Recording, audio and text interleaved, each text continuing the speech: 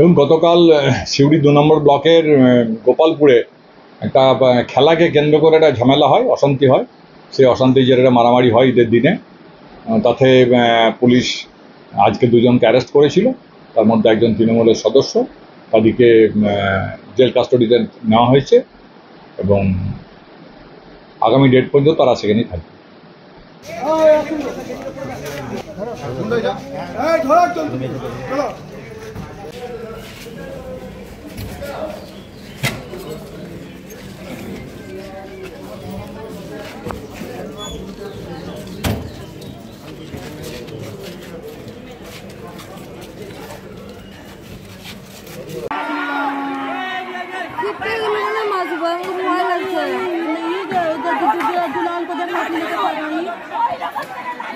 দুবার মারামারি করতে চায় না,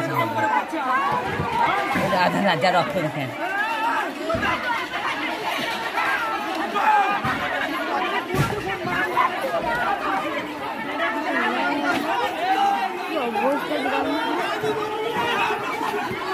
কি করবে কিনা মারামারি লেগে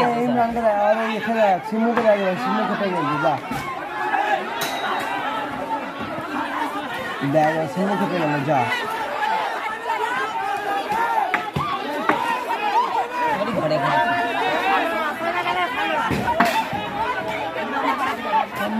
ঝামেলা।